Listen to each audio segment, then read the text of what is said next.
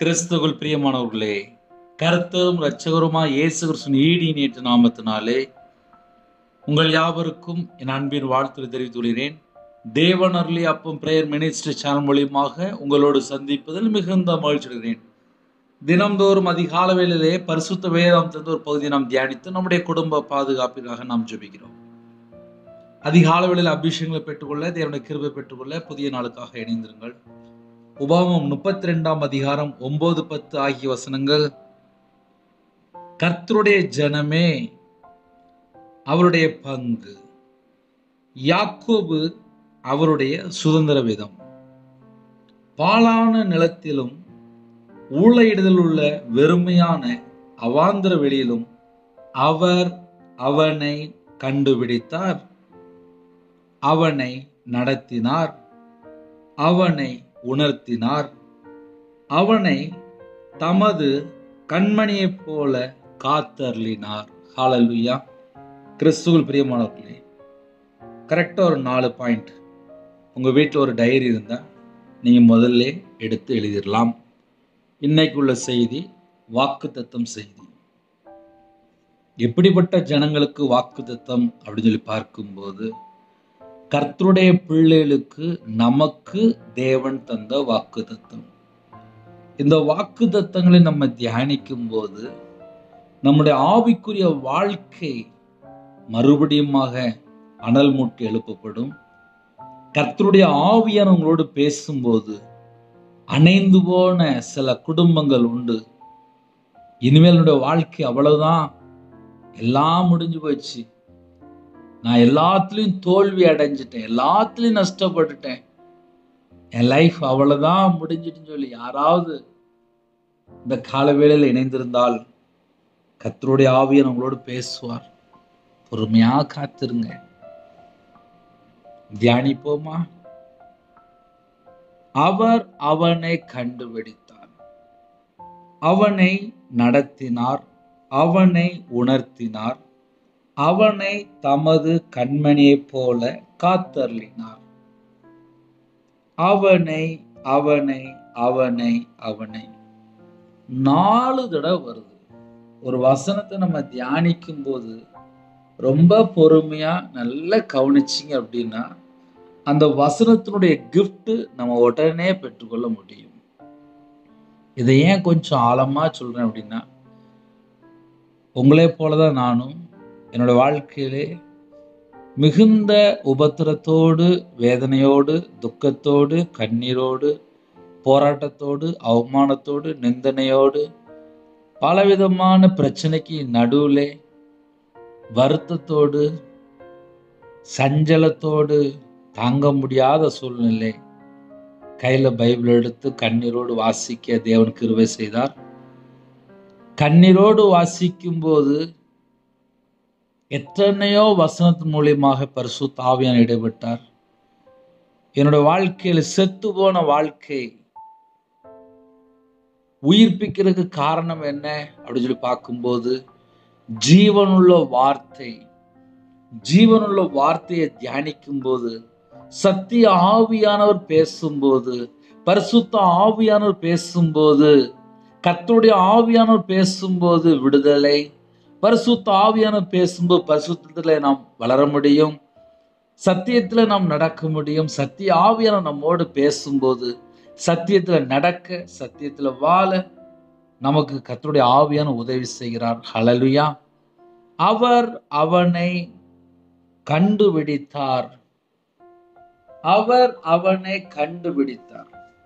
யாரெல்லாம் எந்த நாட்டுக்குள்ள இருக்கிறீங்களோ, உங்க செல்போன்ல இன்னைக்கு காலையில நீங்க யாரெல்லாம் இந்த செய்தி கேட்கிறீங்களோ, உங்க இருதயத்துல நீங்க கை வச்சு பார்க்கலாம். அவர் அவனை கண்டுபிடித்தார். அவனை அப்படின்னு இருக்குல்ல, அதுல என்னை அப்படின்னு சொல்லி நீங்க போட்டுட்டீங்கன்னா அந்த வசனத்தோட ஆன்சர் கிடைச்சிடும். அவர் அவனை கண்டுபிடித்தார்.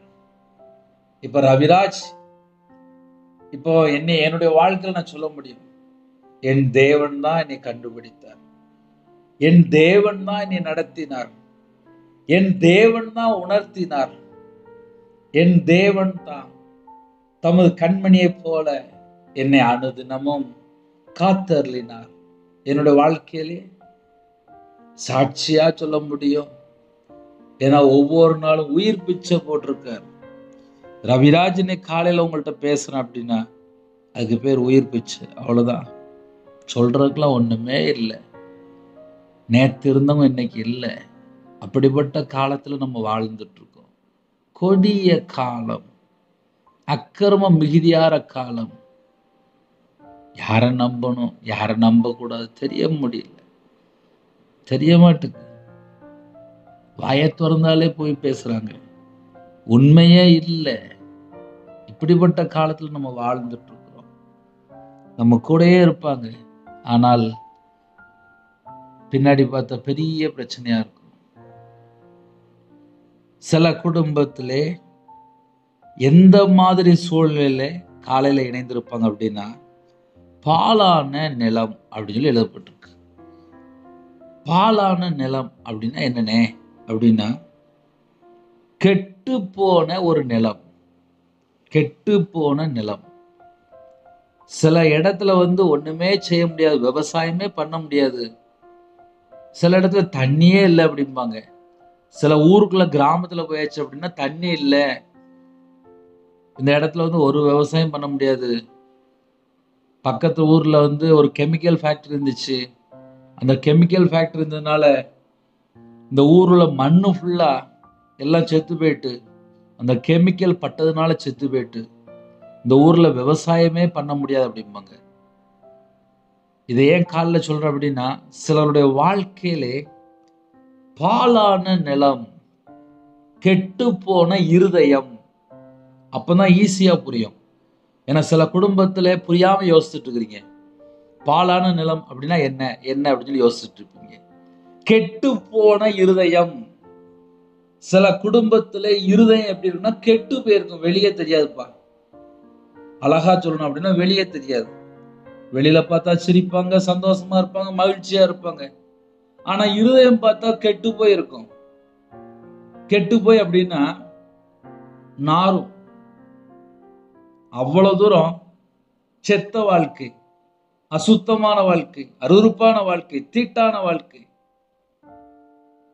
ஆனா வெளியே பார்த்தா சிரிச்சு பேசிட்டு இருப்பாங்க. இருதயம் பார்த்தா கெட்டு போன ஒரு இருதயமா இருக்கும். பாலான நிலம் என்று எழுதப்பட்டிருக்கு. பாலான நிலத்துல யாராவது பயிரிடுவாங்களா? யாராவது விவசாயம் பார்ப்பாங்களா? அதை ஒன்னுத்துக்குமே பிரயோஜனப்படாது அப்படின்வாங்க. இந்த இடம் ஒண்ணுமே செய்ய முடியாது அப்படின்வாங்க. ஏன்னா சில கிராமத்துல பக்கத்துல எங்கேயாவது ஒரு கெமிக்கல் ஃபேக்டரி இருக்கும்போது அந்த ஊர்ல எல்லா மண்ணு ஃபுல்லா கீழே ஃபுல்லா அந்த கெமிக்கல் பட்டு அந்த மண்ணுல ஒண்ணுமே செய்ய முடியாது. ஊழையிடுதல் உள்ள வெறுமையான அவாந்தர வெளியிலும் நரியின் சத்தம் அப்படிம்பாங்க. சில ட்ரையான இடத்துல சில மிருகங்கள் தான் வாழ்ந்துட்டு இருக்கும். ட்ரையான இடத்துல மிருகங்கள் தான் வாழ்ந்துட்டு இருக்கும். ஒரு மனுஷனோட இருதயத்துக்குள்ளே கசப்பு, வெறுப்பு, பகை, கோபம், எரிச்சல், அசுத்தம், விக்கிரகம், இப்படி நம்ம ஏகப்பட்ட சொல்லிட்டே போலாம். தூசணமான காரியங்கள் எல்லாம் எங்கப்பா சேருது அப்படின்னா இருதயத்துக்குள்ள ஸ்டக் ஆயிரும். இருதயத்துக்குள்ள ஜாம் ஆயிரும். அப்புறம் இன்ஜின் வேலை பார்க்கணும். அப்புறம் தான் மறுபடியும் எந்திரிச்சு அந்த வண்டி மறுபடியும் மூவ் ஆகும். சில குடும்பத்துல இருதயத்துக்குள்ள பல காரியங்கள், கர்த்தருக்கு பிரியமில்லாத காரியங்களை கொண்டு போய் இருதயத்துக்குள்ள கொண்டு போய் வச்சிருவாங்க. அதுக்கப்புறம் பார்த்தா சர்ச்சுக்கு போக மாட்டாங்க. என்னன்னு கேட்டா, நான் ஏன் சர்ச்சுக்கு போகணும் அப்படிம்பாங்க. ஐயா சர்ச்சுக்கு வாயா, நான் வரமாட்டேன். எம்மா சர்ச்சுக்கு வாமா, நான் வரமாட்டேன். அப்பா சர்ச்சுக்கு வாங்கப்பா, நான் வரமாட்டேன். நம்ம குடும்பமா போகணும், நீ வேணா போ, நான் வரமாட்டேன் அப்படின்னா என்ன அர்த்தம் அப்படின்னா, அந்த மனுஷனுடைய இருதயம், அந்த மகளுடைய இருதயம், அந்த பையனுடைய இருதயம் பாலான நிலமா மாறிட்டு. எப்படி பிரதர் சொல்றீங்க அப்படின்னா, ரவிராஜ் ஒரு 55 லட்ச ரூபா கடன்ல இருந்தேன். நான் சொல்றது இப்ப இல்லப்பா, 2010 இருந்து 2015 ஒரு 1/2 கோடி ரூபாய் கடன். எல்லாரும் தப்பா பேசுவாங்க. நிந்தைகள், அவமானங்கள், வியாபாரத்துல நஷ்டம், மாந்திரீகம், கடன் பிரச்சனை, குடும்ப பிரச்சனை எல்லாம் ஒரே நேரத்துல வந்துட்டு பக்கத்துல இருக்க சர்ச்சுக்கு கொஞ்சம் மாசமா போல, வேற எங்கேயா கிளம்பி போயிடுவேன். ஏன்னா அவமானம் நிந்தை இருக்கும்போது பக்கத்துல சர்ச்சுக்கு போக மாட்டாங்கல்ல. என் வாழ்க்கையிலும் அப்படி இருந்தது. நிந்தைகள் அவமானங்கள் இருக்கும்போது சர்ச்சுக்கே போக மாட்டாங்க, வேற எங்கேயாவது கிளம்பி போயிடுவாங்க. ஒரு மனுஷனுடைய இருதயத்துக்குள்ளே பாலான நிலமா இருக்கும்போது, கெட்டு போன இருதயமா இருக்கும்போது அவங்களுக்கு நிம்மதியே இருக்காது, அவங்களோட வாழ்க்கையில சந்தோஷமே இருக்காது. வெளியில பார்த்தா பளபளன்னு இருப்பாங்க, ஆனா உள்ள பார்த்தா பாலான நிலம். இன்னும் கொஞ்சம் ஆழமா சொல்லணும் அப்படின்னா, அருவருப்பான இருதயம், அசுத்தமான இருதயம், பொல்லாத இருதயம். இன்னைக்கு நிறைய குடும்பத்துல எப்படி இருந்தாங்க, பழைய வாழ்க்கை எப்படி இருந்துச்சு அப்படின்னா, ஒரு காலத்துல நான் தண்ணி அடிச்சிட்டு இருந்தேன், ஒரு காலத்துல நான் அசுத்தத்துல வாழ்ந்துட்டு இருந்தேன், ஒரு காலத்துல நான் துன்மார்க்கனா இருந்தேன். ஐயா, இன்னைக்கு எப்படி இருக்கிறீங்க? இன்னைக்கு நான் ரட்சிக்கப்பட்டு நான் மெய்யான தேவனை நான் தொழுது கொள்றேன். நான் ஆவியோடு உண்மையோடும் நான் தேவனை தொழுது கொள்றேன். தேவன் எனக்கு அந்த கிருபை தந்திருக்காரு. நான் இன்னைக்கு ஜீவனுள்ள சாட்சியாக நான் கர்த்தருக்காக நான் வாழ்ந்து கொண்டிருக்கேன். அதுக்கு பேர் தான் புதிய உடன்படிக்கை, ரட்சிக்கப்பட்ட அனுபவம், கிருபையின் காலம்.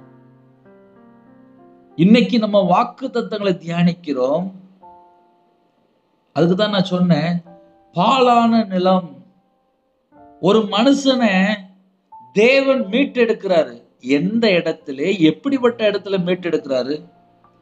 ஒரு குடும்பத்திலே போதை அடிமையில இருந்திருப்பாங்க, கஞ்சா அடிமையில இருந்திருப்பாங்க, விக்கிர வழிபாடுல இருந்திருப்பாங்க, மாந்திரியத்துல, பிள்ளி சுனியத்துல, ஏவல்ல, பல காரியத்துல கட்டப்பட்ட நிலைமையில வாழ்ந்திருப்பாங்க. யாராவது எனக்கு உதவி செய்வாங்களான்னு சொல்லி இங்கும் அங்கும் உலக வழிபாடுகளுக்குள்ளே, விக்கிரகத்துக்குள்ள பல இடத்துல போயிருப்பாங்க. எந்த இடத்துல போனாலும் சமாதானம் இருக்காது. எந்த மனுஷன்ட்ட போனாலும் ஏமாத்தியதுதான்.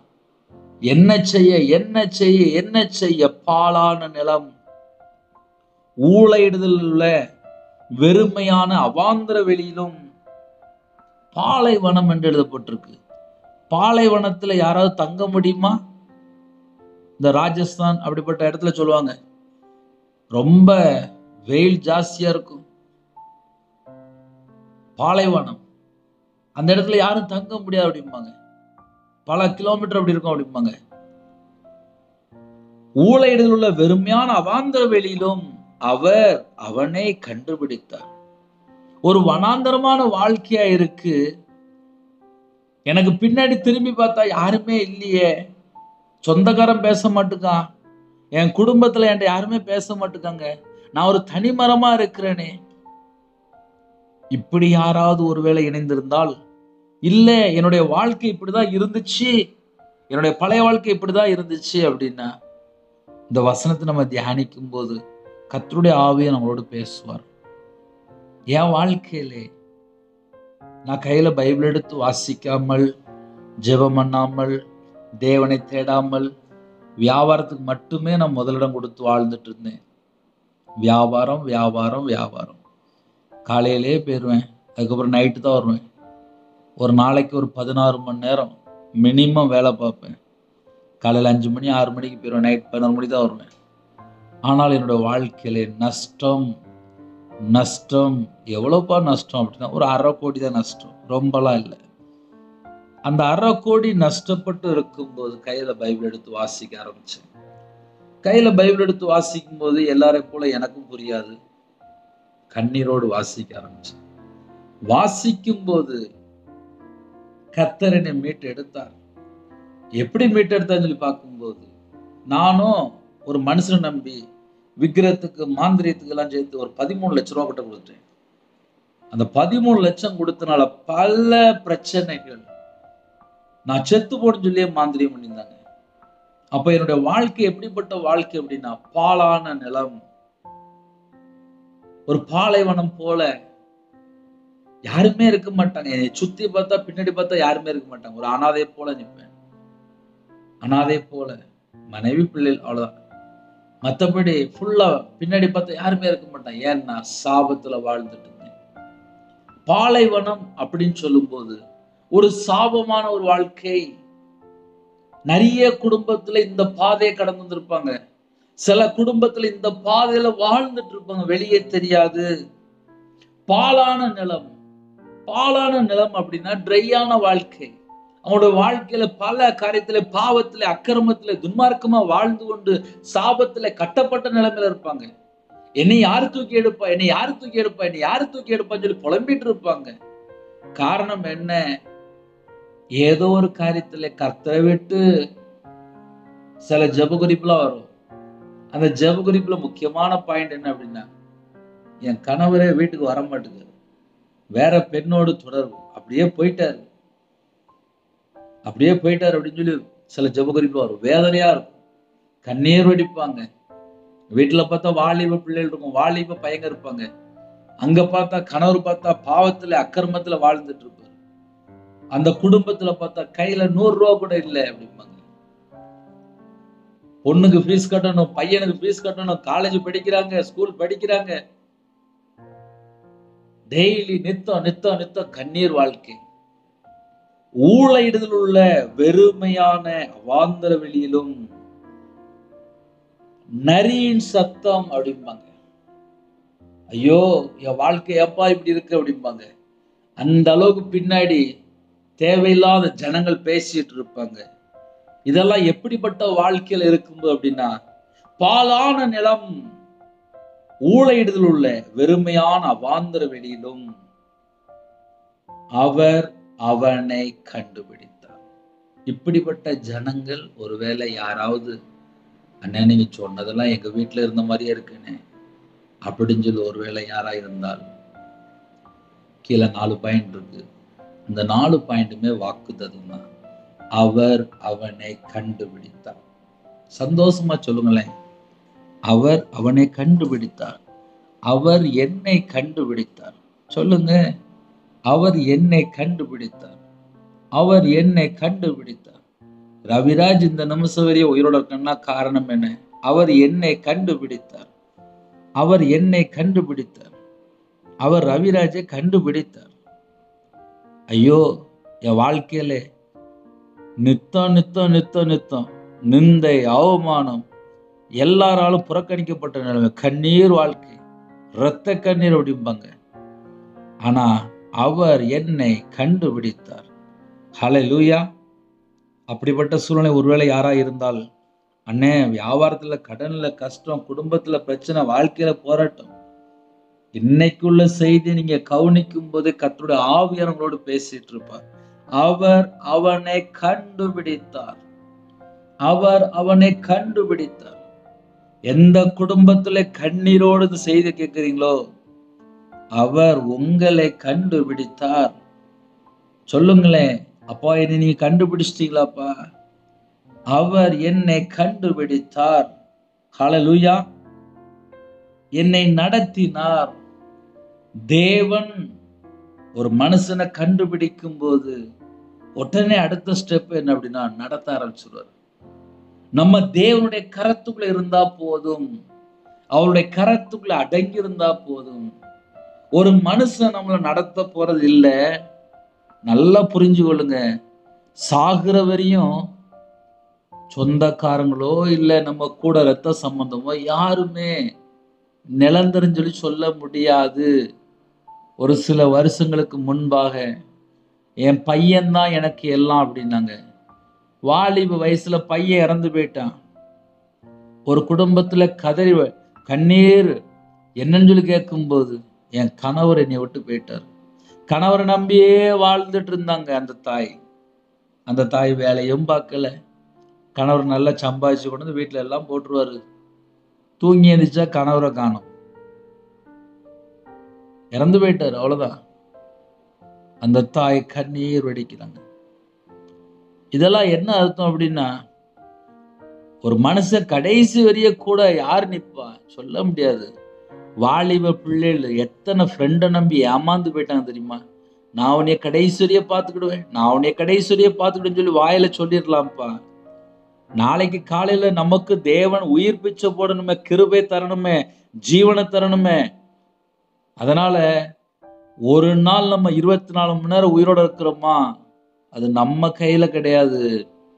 அவருடைய உள்ள கையிலே நம்முடைய ஜீவ சுவாசத்தை வரைந்து வைத்திருக்கிறார். ஜீவ சுவாசத்தை அவருடைய கையில வச்சிருக்காரு. நம்ம எங்க போக முடியும்? அவர் அவனை கண்டுபிடித்தார்.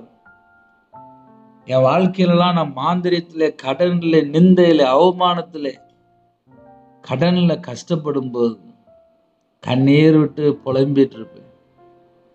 அவர் என்னை கண்டுபிடித்தார். அந்த கண்டுபிடித்த ரவிராஜ் தான் 2025 உங்க முன்பாக உயிர் பிச்சை போட்டிருக்காரு, பேசிட்டு இருக்கேன். காலவேளை நீங்களாம் இணைந்திருக்கிறீங்களா? முடிஞ்சா எனக்கா ஒரு நிமிடம் ஜெபித்துக் கொள்ளுங்கள். அவர் என்னை கண்டுபிடித்தார். அவர் உங்களை கண்டுபிடித்தார். அவர் உங்களை கண்டுபிடித்தார். உங்களை உருவாக்குன தேவன் உங்களை கண்டுபிடித்தார். அடுத்த பயன் என்ன தெரியுமா? நடத்தினார். என்னை நடத்தினார். சில குடும்பத்துல ரட்சிக்கப்பட்டு 10 வருஷம் ஆச்சு பிரதர் அப்படிம்பாங்க. அந்த 10 வருஷத்துக்குள்ள வீடு கட்டி இருப்பாங்க, பிள்ளைக்கு கல்யாணம் முடிச்சு கொடுத்துருப்பாங்க. ஒரு காலத்துல பார்த்தா நான் விக்கிரத்து போயிட்டு இருந்தேன். ஆனா இன்னைக்கு பார்த்தா நான் மெய்யான தேவனை தொழுது கொள்றேன். காரணம் என்ன? அவர் அவனை கண்டுபிடித்தார். அந்த 10 வருஷத்திலே தேவன் அவனை நடத்தினார். யாரெல்லாம் எந்த தேசத்துக்குள்ள இந்த செய்தி கேட்கிறீங்களோ, நம்ம வாழ்க்கை கொஞ்சம் திரும்பி பார்க்கும்போது தெரியும். அந்த பாழான வாழ்க்கை, அந்த இருதயத்துக்குள்ளே எத்தனையோ சுபாவங்கள்.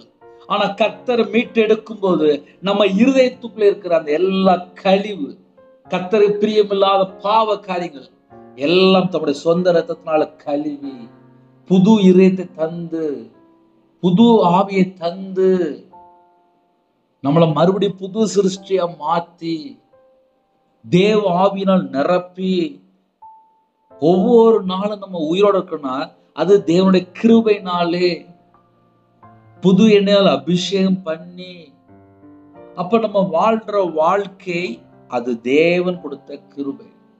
அதுதான் எப்பவுமே சொல்லுவோம் உயிர் பிச்சை அப்படின்னு. அதனால காலவேளை யாரெல்லாம் இணைந்திருக்கிறீங்களோ, இன்னைக்குள்ள செய்திலாம் முக்கியமான செய்திப்பா. நம்ம வாழ்க்கையிலே ஒரு காலத்துல நம்ம இருதயம் எப்படி இருக்கு, இன்னைக்கு நம்ம இருதயம் எப்படி இருக்கு? வசனத்தை கேட்கும் போதே, தியானிக்கும் போதே கொழுந்துடைய அக்னி நம்முடைய இருதயத்துக்குள்ள பற்று பிடிக்கும். வேதத்தை தியானிக்கும் போது அக்னி பற்று பிடிக்கும். அப்பொழுது என் நாவினால் விண்ணப்பம் செய்தேன். கர்த்தருடைய பிள்ளைகள் ஜெபிக்கணுமா? வேதத்தை எந்த அளவுக்கு நம்ம ஆழமா தியானிக்கிறோமோ அந்த அளவுக்கு கர்த்தருடைய ஆவியர் நம்மளோட பேசுவார். என்னுடைய வாழ்க்கையிலே நான் ரொம்ப கடன்ல ரொம்ப கஷ்டப்பட்டதுனால நைட் நேரத்துல தூக்கம் வராது. கையில பைபிள் எடுத்து வாசிச்சுட்டு இருப்பேன். திடீர்னு என் மனைவி எந்திரிச்சு வருவா. நீங்க இன்னும் படுத்து தூங்கலையா அப்படிம்பா. இந்தா தூங்கிடுவேன் அப்படிம்பேன். மணி எத்தனை தெரியுமா அப்படிம்பா. 4 மணி ஆயிட்டு. இன்னுமா தூங்காம இருக்கீங்க அப்படிம்பா. இந்தா தூங்க போறேன் அப்படின்ட்டு உடனே போயிடுவேன். பல நாட்கள், பல வருஷங்கள், ஒரு நாள் இல்ல, 2 நாள் இல்ல, தேவனுடைய சமூகத்திலே காத்திருக்க தேவன் கிருபை செஞ்சார். அந்த ரவிராஜ் தான் உங்க முன்பாக நிப்பாட்டி இருக்காரு. வேதத்தை தியானிக்க, வேதத்தை தியானிக்க, தியானிக்க, தியானிக்க என்னுடைய சுபாவங்கள், என்னுடைய பழக்க வழக்கங்கள் எல்லாமே தேவன் புதுப்பித்தார். ஒரு காலத்துல என்னுடைய வாழ்க்கையில பைபிள் வாசிப்பு இல்லை, ஜெபிக்கிற வாழ்க்கை இல்லை, துதிக்கிற வாழ்க்கை இல்லை. தேவனை தேடாமல் இஷ்டம் போல தாறுமாறாக மாறுபாடுள்ள சந்ததியாக.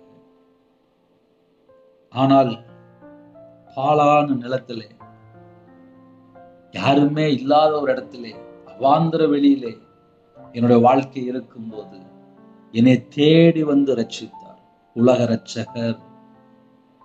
ஹல்லேலூயா. யாரெல்லாம் இந்த செய்தி நம்ம கேட்கிறோமோ, ஒவ்வொரு குடும்பத்திலையும் ஒவ்வொரு சூழ்நிலை. அண்ணா என் வாழ்க்கை அப்படித்தானே இருந்துச்சு. சில குடும்பத்துல நீங்க அப்படியே யோசித்து பார்ப்பீங்க. நான் ஒரு காலத்துல நான் கர்த்தரை விட்டு தானே தள்ளி வாழ்ந்துட்டு இருந்தேன். ஆனா இப்போ நான் கிறிஸ்துவுக்குள்ள இருக்கிறேனே அந்த சாட்சி. அதெல்லாம் எப்படி? தேவன் நம்மளை மீட்டெடுத்தார். ஹல்லேலூயா. அவர் அவனை கண்டுபிடித்தார். அவர் அவனை கண்டுபிடித்தார். நீ அழகா தைரியமா சொல்லலாம், கையை தூக்கியே சொல்லலாம், ஆமாப்பா நீங்க தான்ப்பா என்னை கண்டுபிடிச்சீங்க, நீங்க தான்ப்பா என்னை கண்டுபிடிச்சீங்க, நீங்க என்னை கண்டுபிடிச்சதுனால மட்டும்தான்ப்பா நான் இன்னைக்கு உயிரோட இருக்கிறேன். நம்ம ஆழமாவே ஸ்ட்ராங்கா சொல்ல முடியும். 24 மணி நேரம் உயிரோட இருக்கிறோம்னா அது தேவனுடைய கிருபை மட்டும்தான். யாரெல்லாம் இந்த காலவேளை செய்தி கேட்கறீங்களோ, உங்க கூட பரிசுத்த ஆவியானவர் பேசுறாரா? அதை நம்ம கண்டுபிடிக்கலாமே. அவர் அவனை கண்டுபிடித்தார், அவனை நடத்தினார். நம்ம நடந்து வந்த பாதைகள், நம்ம கடந்து வந்த பாதைகள், நம்ம ஒவ்வொரு நாளும் என்னென்ன பிரச்சனையில வரோம், என்னென்ன போராட்டத்துல வரோம், அது வெளியே சொல்ல முடியாது. இப்ப என் வாழ்க்கையில நான்லாம் சொல்ல முடிப்பேன். நான்லாம் கத்தரை விட்டு தள்ளி போய் வாழ்ந்தேன். கையில பைபிள் எடுத்து வாசிக்கும் போது செல்லத்துல கண்ணீர் வந்துடும், செல்லத்துல இருதயம்லாம் பாரமாயிரும். ஐயோ நான் இப்படி வாழ்ந்துட்டேனே. தேவனோட சமூகத்துல முதல்ல என் பாவத்தை மன்னிங்கப்பா, என் பாவத்தை மன்னிங்கப்பா, என் அக்கிரமத்தை மன்னிங்கப்பா, என் மீறுதலை மன்னிங்கப்பா. ஏன்னா அவருக்கு முன்பாக ஒருவனும் நீதிமான் அல்ல, எல்லாரும் பாவம் செய்து ஏகமாய் கெட்டு போனார்கள் எழுதப்பட்டு. கெட்டு போன ஜனங்களை மீட்டெடுக்க தம்முடைய ஒரே குமாரனை நமக்காக தந்தருளி இவ்வளவாக உலகத்தில் அன்பு கூர்ந்தார். அவரை நம் சொந்த இரட்சகராய் ஏற்றுக்கொள்ளும் போது நம்ம இருதயத்துக்குள்ளே பிதா, குமாரன், பரிசுத்த ஆவியானவர், திரு ஏக தேவன் நம்ம இருதயத்துக்குள்ள வரும்போது நம்ம வாழ்க்கையில மாற்றம் இருக்குமா இருக்காதா? அவர் நம்ம குடும்பத்தை நடத்தும் போது நம்ம வாழ்க்கையில மாற்றம் இருக்குமா இருக்காதா? இன்னைக்கு சில குடும்பத்துல என்ன பிரச்சனை தெரியுமா? நிறைய குடும்பத்துல தெரியவே மாட்டேங்குது. அவிசுவாசமான வார்த்தைகள், சந்தேகமான வார்த்தைகள், கர்த்தருக்கு பிரியமில்லாத வார்த்தைகள், பொய்யான வார்த்தைகள். இன்னைக்கு நிறைய குடும்பத்தை இப்படி பேசிதான் சில குடும்பத்துல ஆசீர்வாதத்தை இழந்து போயிட்டு இருக்கிறாங்க. ஞாயிற்றுக்கிழமான சர்ச்சைக்கு போயிருவாங்க, ஆனா மற்ற 6 நாள் வாழ்க்கை பார்த்தா செல்போன்லயும், வீட்டுல டிவி பார்க்கறதுலயும், தேவையில்லாம கதை பேசுறதுலயும், ஒரு பைபிள் வாசிக்கிற பழக்கம் இல்லை, ஜெபிக்கிற பழக்கம் இல்லை, ஒரு முழங்கால நிக்கிற பழக்கம் இல்லை, தேவனோட சமூகத்துல காத்திருக்கிற பழக்கம் இல்லை. தேவன் நம்ம குடும்பத்தை நடத்துறாரு. எப்படி கண்டுபிடிக்க முடியும்? என் வாழ்க்கையில நான் கண்டுபிடிச்சப்பா, நான் கையில பைபிள் எடுத்து வாசித்தேன். கையில பைபிள் எடுத்து வாசிக்கும் போது நான் உயிரோட இருக்கிறது அது தேவன் கொடுத்த கிருபைன்னு சொல்லி கண்டுபிடிச்சேன். இதெல்லாம் எப்படி கண்டுபிடிச்சேன்? நான் கையில பைபிள் எடுத்து வாசிக்கும் போது தானே. நான் 11 வயசுல வேலைக்கு போனால, நான் 6ஆம் கிளாஸ் படிச்சுட்டுமே வேலைக்கு அனுப்பிட்டாங்க. என் வாழ்க்கையில அதோட படிப்பு முடிஞ்சிட்டு. இதை ஏன் உங்களுக்கு காலில் சொல்றேன் அப்படின்னா, சின்ன வயசுல வேலைக்கு அனுப்பி விட்டாங்க 3 ரூபா சம்பளத்துக்கு. ஆனால் கையில பைபிள் எடுத்து வாசிக்கும் போது நான் எப்படியெல்லாம் கர்த்தரை விட்டு தள்ளி போயிருக்கேன் அப்படின்னு சொல்லி நிதானமா நிப்பாட்டி எழுத்து கூட்டி கையில பைபிள் எடுத்து வாசிக்கும் போது பரிசுத்த ஆவியான இடைப்பட்டார். பரிசுத்த ஆவியான இடைப்பட்டார். இன்னைக்கு சில குடும்பத்துல 5 நிமிஷம் 10 நிமிஷம் கூட கையில பைபிள் எடுத்து வாசிக்கிறது இல்லை. என்னோட வாழ்க்கையில கையில பைபிள் எடுத்து வாசிக்கும் போது 8 மணி நேரம் உட்காந்து வாசிச்சுட்டு இருப்பேன். ரொம்ப பொறுமையா உட்காந்து வாசிச்சுட்டு இருப்பேன். ஒண்ணுமே செய்ய மாட்டேன். ஏன்னா வியாபாரத்துல நஷ்டம், தோல்வி எல்லாம் அழிஞ்சிட்டு, சொந்த வீடுலாம் வித்தாச்சு, எல்லாம் நடுரோட்டுக்கு வந்தாச்சு, சொந்த தேசம் விட்டு போயாச்சு. கையில பைபிள் எடுத்து வாசிக்கும் நிதானமா வாசித்துட்டு இருப்பேன். என் வாழ்க்கை அழிஞ்சு போனதுக்கு காரணம் என்ன? பாலான நிலத்துக்கு காரணம் என்ன? வனாந்தரமான வாழ்க்கைக்கு காரணம் என்ன? அவாந்தர வெளியில் எழுதப்பட்டிருக்கு வெறுமையான வழி. அப்ப என்னுடைய வாழ்க்கையில நான் எங்கெல்லாம் மிஸ்டேக் பண்ணு சொல்லி பார்க்கும்போது என் இருதயத்துக்குள்ளே அந்நிய காரியங்கள், கர்த்தருக்கு பிரியமில்லாத காரியங்கள், சரீரத்தை தீட்டுப்படுத்துற காரியங்கள் எதெல்லாம் இருதயத்துக்குள்ள வருதோ என் வாழ்க்கை பாலான நிலமா தான் இருக்கும். ஆனா என்னைக்கு நான் இப்படிப்பட்ட காரியத்துல இருக்கிறேன்னு சொல்லி இருதயத்துக்குள்ள உணர்ந்து அப்பா என் பாவத்தை மன்னிங்கப்பா, என் அக்கிரமத்தை மன்னிங்கப்பா, என் மீறுதலை மன்னிங்கப்பா, உங்க ரத்தத்தினால கழுவி சுத்திகரிங்கப்பான்னு சொல்லி தேவனுடைய சமூகத்திலே ஒரு பாவி மனம் திரும்பும் போது பரலோகத்திலே மிகுந்த சந்தோஷம். ஹல்லேலூயா. அப்ப நம்ம கேட்கிற கர்த்தருடைய பிள்ளைகள் அதிகாலையில் இணைந்திருக்கிறீங்க. ஒரு குடும்பம் ஆசீர்வாதமா இருக்கணும் அப்படின்னா அதுக்கு நம்ம என்ன செய்யணும்? யாரெல்லாம் இணைந்திருக்கிறீங்களோ நம்ம என்ன செய்யணும்? நம்மளோட வாழ்க்கை கர்த்தரை விட்டு தள்ளி போன ஏதாவது ஒரு காரியம் இருக்கா? அதை நம்ம கொஞ்சம் யோசித்து பார்க்கணும். அவர் அவனை கண்டுபிடித்தார். எந்த நாட்டுக்குள்ள இருந்து இந்த செய்தி கேட்டாலும் சரி, நம்ம யார் எங்கேயும் தப்பிச்செல்லாம் ஓடி போகலாம் முடியாது.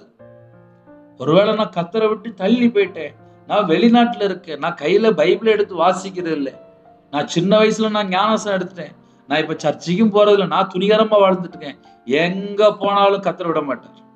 அவர் அவனை கண்டுபிடித்தார். சில குடும்பத்துல நினைப்பாங்க அவ்வளவுதான் என் வாழ்க்கை முடிஞ்சு போச்சு. கிடையாது. அவர் அவனை கண்டுபிடித்தார். ஒரு மனுஷன் கிடையாது, தேவன். அவர் அவனை கண்டுபிடித்தார். அவர் உங்களை கண்டுபிடித்தார். அவனை நடத்தினார். நம்ம எந்த வழியில போனா அது கரெக்டா இருக்கும் தேவனுக்கு தெரியும். ஒருவேளை அண்ணன் என் வாழ்க்கை ஃபுல்லா கண்ணீரா இருக்கு, என்னை ஏமாத்திட்டாங்க, என் கூட இருக்கிறவங்க ஏமாத்திட்டாங்க, முடிஞ்சு போனதை உட்கார்ந்து பேசதை விட்டுட்டு கர்த்தருடைய வார்த்தை கீழ் படிந்து கையில பைபிள் எடுத்து வாசித்து முழங்கல்ல நின்று ஜெபம் பண்ணி தேவனை தேடுங்க. குடும்பத்தை தேவன் ஆசீர்வதிப்பார். கண்டுபிடிச்ச தேவனுக்கு உங்களை எப்படி நடத்தணும்னு சொல்லி தெரியும். அவருக்கு தெரியும். நடத்தினார், உணர்த்தினார். அந்த உணர்த்தினார் இருக்குல்ல, அதுல ஒரு முக்கியமான ஒரு பாயிண்ட் இருக்கு. என்ன தெரியுமா? அதாவது ரட்சிக்கப்படுறதுக்கு முன்பாக பழைய வாழ்க்கை அப்படிம்பாங்க, இஷ்டம் போல வாழ்ந்துட்டு இருப்பாங்க. ஆனா ரட்சிக்கப்பட்டதுக்கு அப்புறம், இயேசு கிறிஸ்து ரத்தத்தினால கழுவப்பட்டதுக்கு அப்புறம், சின்ன சின்ன காரியத்துல கர்த்தரை விட்டு தள்ளி போனா கூட பரிசுத்த ஆவியானவர் பேச ஆரம்பிச்சுவார். என் வாழ்க்கையில சின்ன சின்ன காரியம் இருந்தாலும் சரி, ஆவியான உணர்த்தும் போது அந்த சத்தத்துக்கு செவி கொடுத்தாச்சு அப்படின்னா வாழ்க்கையில மாற்றம் கிடைக்கும். சில குடும்பத்துல என்ன பண்ணுவோம் அப்படின்னா இஷ்டம் போல வாழ ஆரம்பிச்சிருவாங்க. அதனால வரக்கூடிய பிரச்சனை தான் நிறைய. அவர் நமக்கு உணர்த்தும் போது நம்ம உடனே மனம் திரும்பிடணும். ஓ, நம்ம தப்பான ஒரு ஸ்டெப் எடுத்து வைக்கிறோம், என் கூட இருக்க ஃப்ரெண்டு தப்பான ஃப்ரெண்டு, என் கூட பழகுற ஆட்கள் தப்பா பழகுறாங்க, அதான் பரிசுத்தாவே எச்சரிக்கிறாரு. அந்த உணர்வு நமக்கு வரணும். நிறைய குடும்பத்துல அங்கதான் பிரச்சனை நடக்கும்.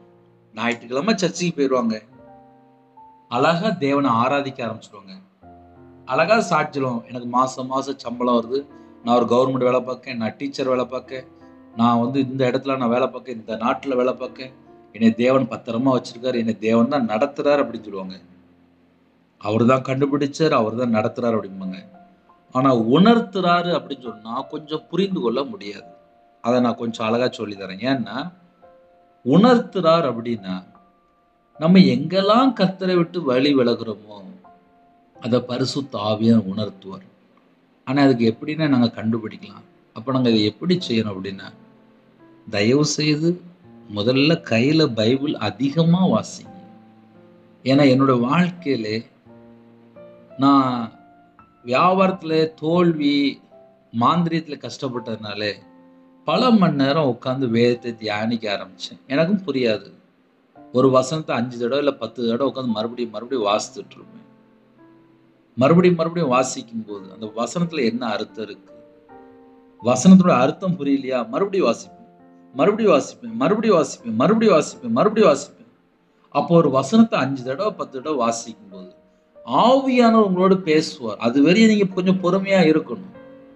இப்ப என் வாழ்க்கையிலலாம் என்ன பிரச்சனை, என்ன எப்படி மாறுது அப்படின்னு சொல்லி பார்க்கும்போது, வசனத்தை வாசிக்கும் போது, தியானிக்கும் போது, நான் உங்களை விட்டு தள்ளி போயிட்டோம்லப்பா, என்னை மன்னிச்சிருங்களப்பா, இந்த வசனம் நான் இன்னும் கீழ்படியலப்பா, என்கிட்ட எத்தனை ட்ரிப்பு நீங்க உணர்த்துனீங்க, நீங்க உணர்த்தும் போது உங்க சத்தத்துக்கு நான் செவி கொடுக்கலப்பா, உங்களை நான் கஷ்டப்படுத்திட்டோம்லப்பா, உங்களை நான் வேதனைப்படுத்திட்டோம்லப்பா, உங்களை நான் துக்கப்படுத்திட்டோம்லப்பா, என்னை மன்னிச்சிருங்கப்பா, என்னை மன்னிச்சிருங்கப்பா அப்படின்னு சொல்லி வேதத்தை தியானிக்கும் போதே தேவனோடு ஒப்புரவாயிட்டே இருக்கணும்.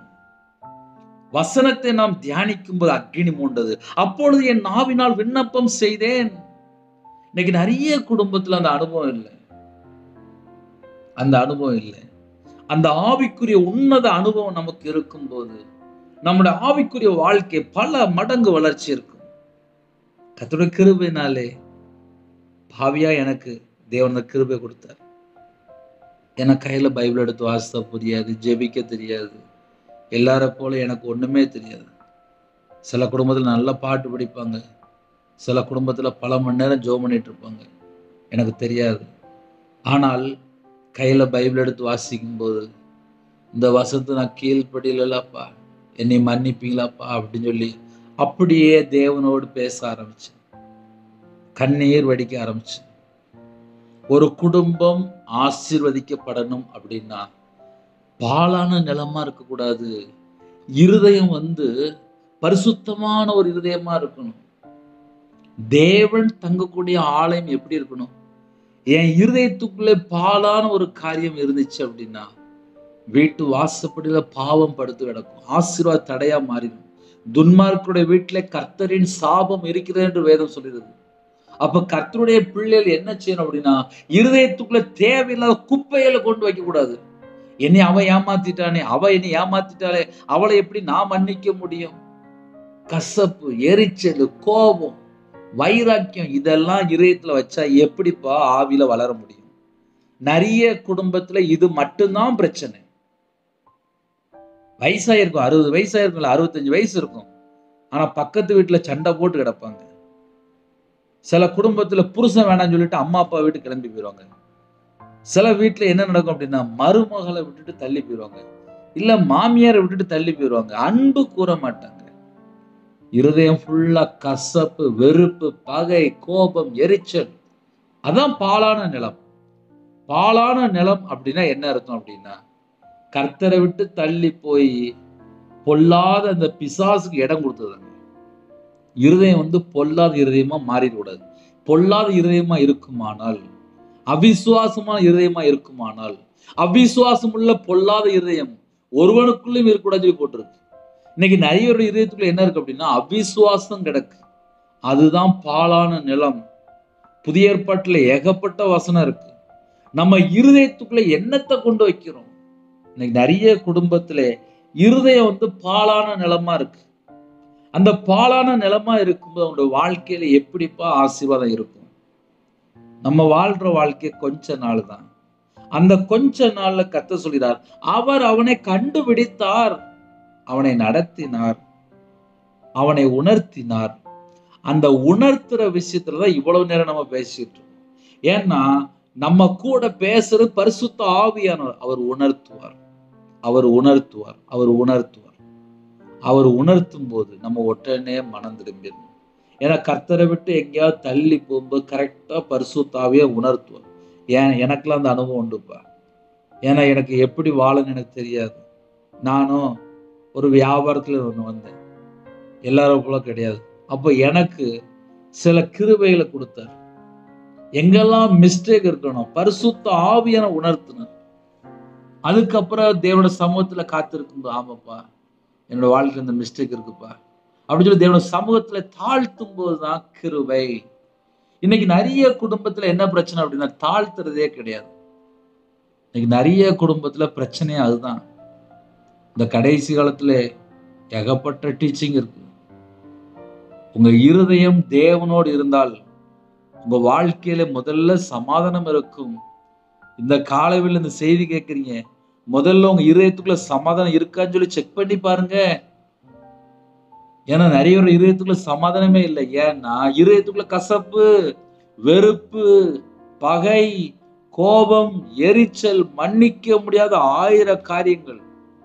என் சொத்தை எழுதி வாங்கிட்டான், என்னை ஏமாத்திட்டான், என் நகையை வாங்கிட்டு தரல, நான் எப்படி அவனை மன்னிக்க முடியும்?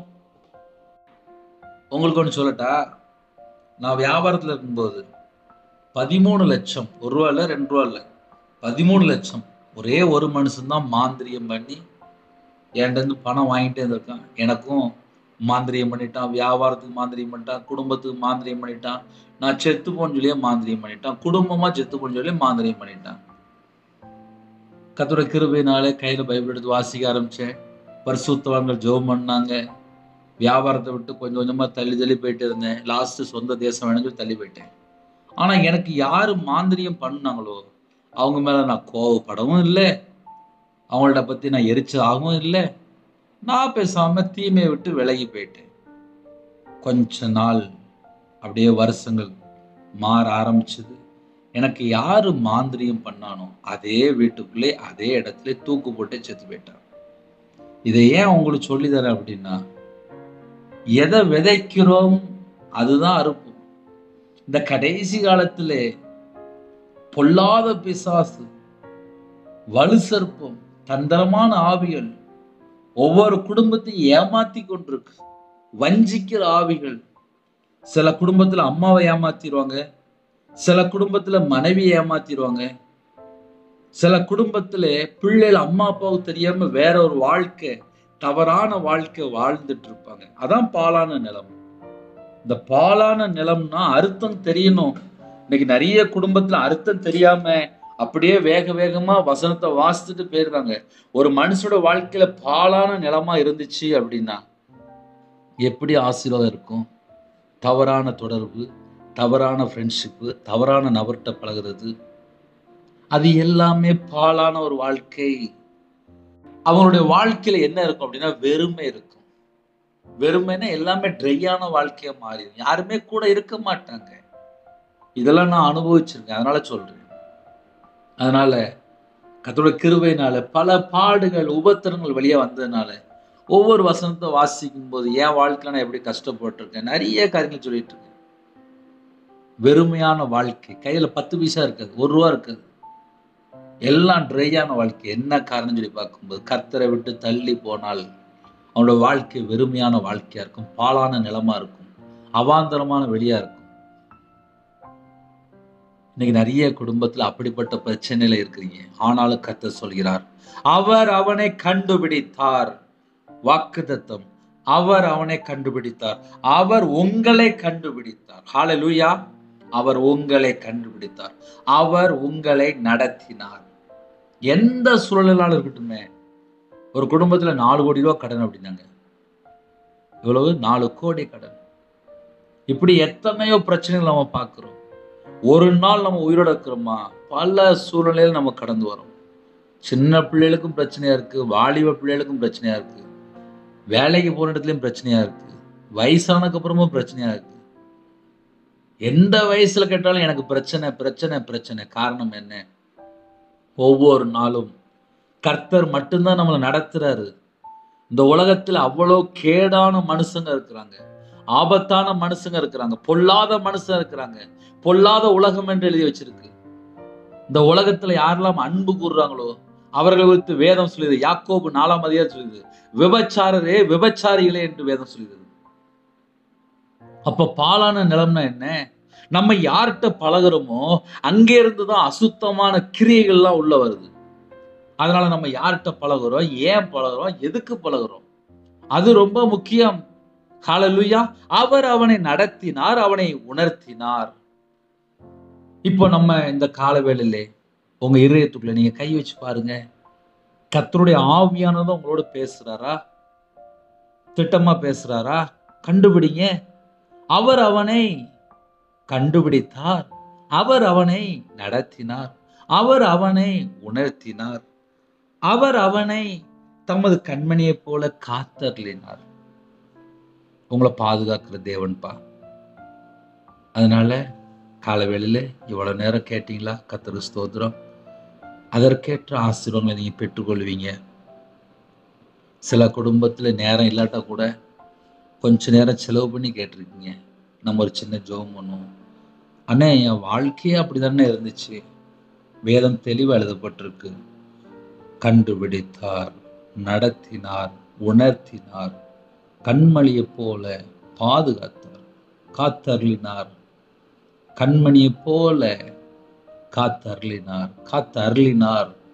உங்களை பாதுகாத்துட்டு தான் இருக்காரு. தேவனுடைய வார்த்தை ஜீவனுள்ள வார்த்தை. வேத வசனத்தை நாம் தியானிக்கும் போது நம்முடைய இருதய மனக்கண்கள் திறக்கும். நம்ம இருதயத்துக்குள்ளே கொழுந்து விட்டு இப்படி அக்கினி பற்று பிடிக்கும். பூமியின் மேல் அக்கினியை போட வந்தேன், அது இப்பொழுதே பற்றி எரிய வேண்டும் என்று விரும்புகிறேன். அது தேவ சித்தம். அவருடைய வார்த்தை அக்கினியாயிருக்கு. அவருடைய வார்த்தை அக்கினி.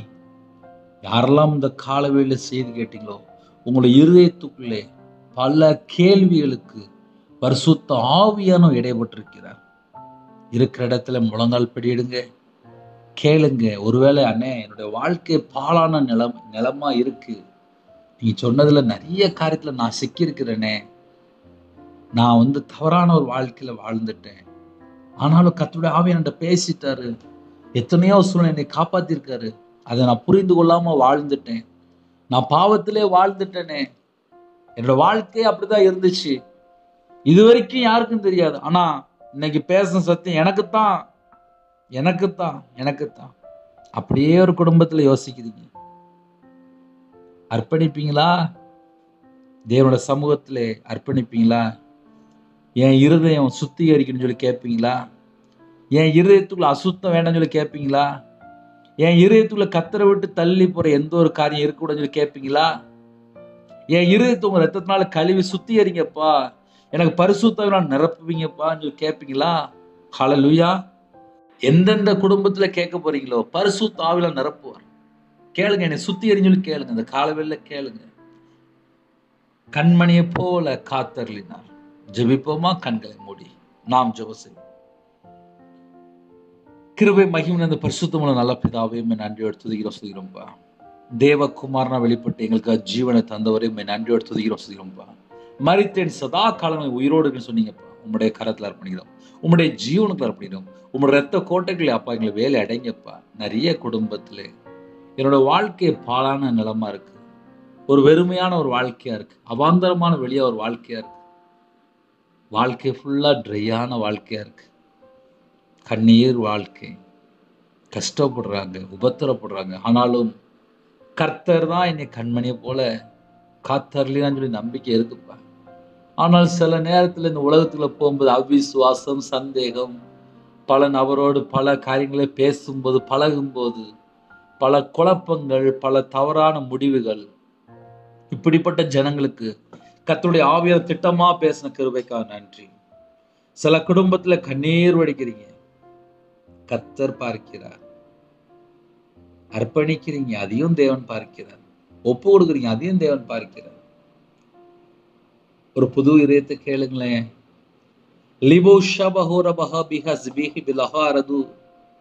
அப்பா, எங்களுக்கு ஒரு புது இருதயம் வேணும்ப்பா. எங்க வாழ்க்கையில பழைய காரியங்கள் எதுவுமே எங்களுக்கு வேண்டாம்ப்பா. எங்களுக்கு ஒரு புது இருதயம் வேணும்ப்பா. எங்களுக்கு சதையான இருதயம் வேணும்ப்பா. உம்முடைய நல்லாவி எங்களுக்கு வேணும்ப்பா. எங்களை உயிர்ப்பீங்கப்பா. எத்தனையோ குடும்பத்துல செத்து போன வாழ்க்கையா இருக்குப்பா. எதை எடுத்தாலும் நஷ்டம், எதை எடுத்தாலும் தோல்வி, எதை எடுத்தாலும் ஏமாற்றம், எதை எடுத்தாலும் பல பிரச்சனைல போய் மாட்டிடுறாங்கப்பா. இந்த நாளிலே உங்க பிள்ளைகளோட நீங்க பேசுனீங்க, உணர்த்துனீங்கப்பா. உங்க பிள்ளைகளை நீங்க தான்ப்பா நடத்துறீங்க, அதுக்காக ஸ்தோத்திரம்ப்பா. கண்டுபிடிச்சிட்டீங்கப்பா, ஸ்தோத்திரம்ப்பா. உங்க பிள்ளைகளை நீங்க பார்த்துட்டீங்கப்பா, ஸ்தோத்திரம்ப்பா. ஜெபிக்கிற பிள்ளைகள் இந்த நாளிலும் விசேஷமாக என் தேவன் ஆசீர்வதிக்கணும்ப்பா. புது இதயத்தை தந்து ஆசீர்வதிங்கப்பா. புதிய ஆவியினால் நிரப்பி ஆசீர்வதிங்கப்பா. உங்க ரத்தத்தினாலே கழுவி சுத்திகரித்து ஆசீர்வதிங்கப்பா. ஒரு குடும்பம் கூட கர்த்தரை விட்டு வழி விலகி போயிடக்கூடாதுப்பா.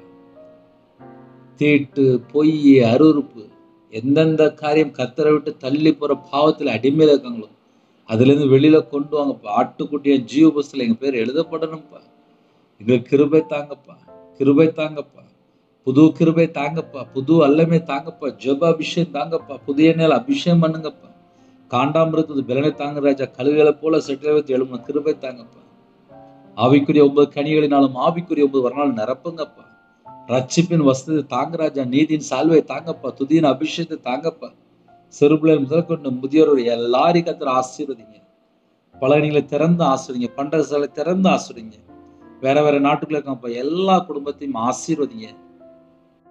யாரெல்லாம் கால வேளையிலே பலவிதமான பிரச்சனையோடு இணைந்திருக்காங்களோ எல்லா உபத்திரத்தை எல்லாம் மாற்றித்தாங்கப்பா. இன்னைக்கு கால வேளையிலே யாரெல்லாம் விசேஷமா பிறந்த நாள், திருமண நாள் யாரெல்லாம் கொண்டாடுறாங்களோ அந்த குடும்பத்தை கர்த்தர் கரம் தொட்டு ஆசீர்வதிக்கணும். உச்சிதமான கோதுமையினால் நிரப்பி ஆசீர்வதிக்கணும். உங்க பிள்ளைகளோட வாழ்க்கையில செழிப்பு கட்டடுங்க. கற்பதனையா ஜீவிர கர்த்தர் மனம் இறங்குங்க. மாசமா இருக்க கர்த்தர் ஆசீர்வதிங்க. டெலிவரி போடுறாங்க, டாக்டர் இப்படி சொல்லிட்டேன்னு சொல்லி பல காரியத்தை யோசிக்கிறாங்க. மாற்றி நார்மல் டெலிவரி ஆகித்தாங்க. பிள்ளைகளோட வாழ்க்கையில ஏற்ற துணையை தாங்க. அதற்குள்ள தேவையெல்லாம் சந்திங்க. ரட்சிக்கப்பட்ட குடும்பமா தாங்க. திருமணம் முடிந்ததுக்கு அப்புறம் கோர்ட்டு கேஸ்ன்னு சொல்லி சந்தேகம், சில குடும்பத்துல விபச்சார அடிமை, மதுபான அடிமை, போதை காரியங்கள், கஞ்சா பழக்கத்துல சில குடும்பத்துல கத்தரை விட்டு தள்ளி போயிட்டாங்கப்பா. அந்த குடும்பம் மனம் திரும்பி மறுபடியுமாக அப்பா உங்களோட ரத்தத்தினால கழுவி சுத்திகரிக்கப்பட்டு தேவனுடைய ராஜ்யத்துக்குள்ள வரணும்ப்பா, கிருபை தாங்கப்பா. எல்லாரும் மனம் திரும்பி ஞானஸ்தானம் எடுக்கணும், கிருபை தாங்கப்பா. யாரெல்லாம் இணைந்திருக்காங்களோ எல்லா குடும்பம் இயேசு கிறிஸ்து ரத்தத்தினால், இயேசு கிறிஸ்து நாமத்தினால் ஆசீர்வதிக்கப்படட்டும்ப்பா. எல்லா தேச ஜனங்களையும் கர்த்தர் சந்திக்கணும். உங்க பிள்ளைகளோட நீங்க பேசிருக்கீங்க, நன்றிப்பா. நன்றி நன்றி நன்றி. குறைகள் குற்றங்களை எல்லாம் மன்னித்து எங்களை பரிசுத்தப்படுத்தி ஆசீர்வதிங்கப்பா. உங்களுடைய திரு கரத்தில் அர்ப்பணிக்கிறோம்ப்பா. கால வேளையில் வெளியில போறோம், சிறு பிள்ளைகள் முதல் கொண்டு முதியோர் வரை எத்தனையோ குடும்பத்தில் டிரைவிங் லைன்ல போறாங்க, வியாபாரத்துக்கு போறாங்க, கம்பெனிக்கு போறாங்க, விவசாயத்துக்கு போறாங்க. காலவேளையில அப்பா போலீஸ் ஆபீஸ் ஜெபிக்கிறாங்க, ஆர்மியில ஜெபிக்கிறாங்க, அதிகாரிகள் ஜெபிக்கிறாங்க, தலைவர் ஜெபிக்கிறாங்க, தேச தலைவர் ஜெபிக்கிறாங்க. சில குடும்பத்துல காலவேளையில இவ்வளவு நேரம் எல்லா வேலையும் நிப்பாட்டி வச்சுட்டு பொறுமையா செய்தி கேட்டாங்கப்பா. எல்லா குடும்பமும் இயேசு கிறிஸ்து ராஜாவுடைய கரத்துல அப்படின்னு யாரெல்லாம் இணைந்திருக்காங்களோ எல்லா குடும்பத்தையும் கர்த்தர் ஆசீர்வதிங்கப்பா.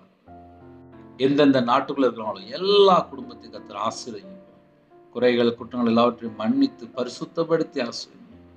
உங்க பிள்ளைகளை பரிசுத்தப்படுத்தி ஆசீர்வதிங்க, பரிசுத்தப்படுத்தி ஆசீர்வதிங்க, பரிசுத்தப்படுத்தி ஆசீர்வதிங்க. இப்ப எல்லா குடும்பத்தையும் ஆசீர்வதிங்க. சில குடும்பத்துல கடன்ல போராடுறாங்கப்பா.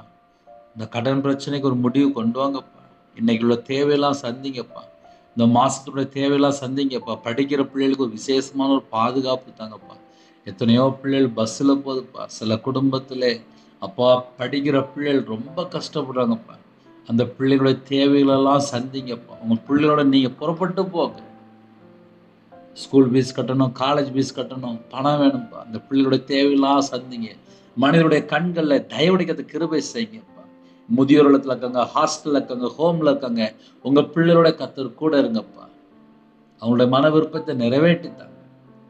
காலவேளையில யாரெல்லாம் தங்களை தாழ்த்துறோம் அந்த குடும்பம் இயேசு கிறிஸ்து ரத்தத்தினால, இயேசு கிறிஸ்து நாமத்தினால ஆசீர்வதிக்கப்படட்டும்பா. ஆசீர்வதிச்சு கொடுங்கப்பா. தேவன் அருளி அப்ப மினிஸ்டர் உங்களுடைய கரத்துல அப்படின்னும் அப்ரோஜனமான ஊழியக்காரன்ப்பா. சரீரத்துல பலவீனத்தோடு படுத்த படுக்கையில கேன்சர்ல பாதிக்கப்படுவாங்க, கிட்னி பிரச்சனை பாதிக்கப்படுவாங்க, ஸ்ட்ரோக்ல பாதிக்கப்படுவாங்க. சில குடும்பத்துல அப்பா சரீரத்துல பல இடத்துல பலவீனம், ஐசியூல இருக்காங்க, இன்பெட்ல இருக்காங்க. சின்ன பிள்ளைகளுக்கு பிளட் கேன்சர் சொன்னாங்கப்பா. தலையில ஆப்ரேஷன், ஹோமா ஸ்டேஜ்ல இருக்காங்க. கால் வலி, கை வலி, நரம்பு வலி, கழுத்து வலி, இடுப்பு வலி. எத்தனையோ குடும்பத்துல சரீரத்துல பலவீனப்பா. யாரெல்லாம் ஜெபிக்கிறோம் உங்களுடைய தலைமுறை கரத்தினால தொட்டு சுகமாக்கி தாங்கப்பா. இயேசு கிறிஸ்து ரத்தத்தினாலே அப்பா ஒவ்வொரு குடும்பத்தையும் தொட்டு சுகமாக்குங்கப்பா. உங்களுடைய நாம மகிமைப்படட்டும்ப்பா. உங்களுடைய தலைமுறை கரத்தினால தொட்டு சுகமாக்கி தாங்க ராஜா. என்னோட பலவீனம், எங்களோட நோய் எல்லாவற்றும் சிலுவையில் சுமந்தவரே உண்மை நாங்கள் அழைக்கிறோம் ராஜா. ஒவ்வொரு குடும்பத்தையும் தொட்டு சுகமாக்கி தாங்கப்பா. எல்லா குடும்பத்துக்கும் பரிபூரணமான சுகம் தாங்கப்பா. இயேசு கிறிஸ்து ரத்தத்தினால, இயேசு கிறிஸ்து நாமத்தினால பரிபூரணமான சுகத்தை பெற்றுக்கொள்ளட்டும்ப்பா. கர்த்தருடைய கரம் பிள்ளைகளோட கூட இருக்கட்டும். சில குடும்பத்துல தாழ்த்துறாங்கப்பா, அர்ப்பணிக்கிறாங்கப்பா, வேதனையோடு ஜெபிக்கிறாங்க. எல்லாவற்றையும் நீக்கி போட்டுருங்க, எல்லாவற்றையும் நீக்கி போட்டுருங்க. இந்த நாள் முதல் கொண்டு ஒவ்வொரு குடும்பம் பரிபூரணமா ஆசீர்வாதமா இருக்கட்டும்.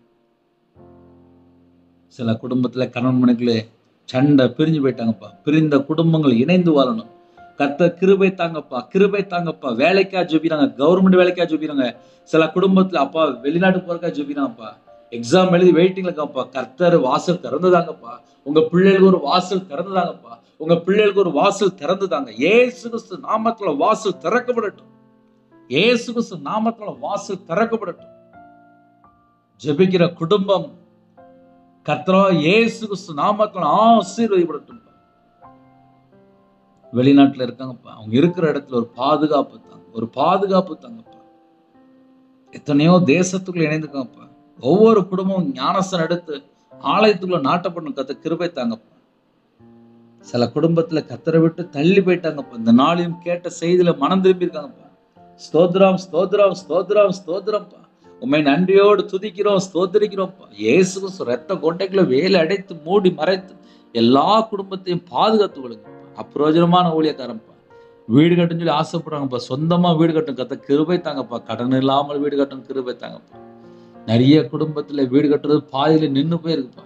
கட்டி முடிக்க கர்த்தர் கிருபை தாங்கப்பா. எல்லாருடைய தேவைகளை சந்திங்கப்பா. இந்த நாளை உங்களுடைய கரத்தில் விடுவோம். யாரெல்லாம் கண்ணீரோடு ஜெபிக்கிறோம், கண்ணீரை துடைத்து ஆசிரியங்க. உங்களுடைய திரு கரத்தில் அர்ப்பணிக்கணும். கர்த்தர் பொறுப்பெடுத்துள்ளாங்க. துதி கன மகிமை எல்லாம் ஒருவருக்கே செலுத்தணும். இயேசு கிறிஸ்துவின் பிதாவே ஆமென். தேவனுக்கே மகிமையுள்ளதாக. கர்த்தர் தாமே உங்களை உங்கள் குடும்பத்தில் சகல காரியத்தில் சம்பூர்ணமாக திருப்தியாக கர்த்தர் கூட ஆசீர்வதிப்பாராக. ஆமென். கர்த்தராகிய இயேசு கிறிஸ்துவின் கிருபையும் பிதாவாகிய அன்பும் பரிசுத்தனோட ஐக்கியம் இப்பொழுதும் எப்பொழுதும் சதா காலங்களிலும் நம்மளோடு கொடுப்பதாக. ஆமென். கிறிஸ்து பிரியமானவர்களே, என்னுடைய ஊழியர்களுடன் ஜெபித்து கொள்ளுங்கள். 9363064181 நம்பர்கள் கொண்டால் நாங்கள் உங்களுக்காக குடும்பத்துக்கு ஜெபிப்போம். தொடர்ந்து இணைந்திருங்கள். God bless you.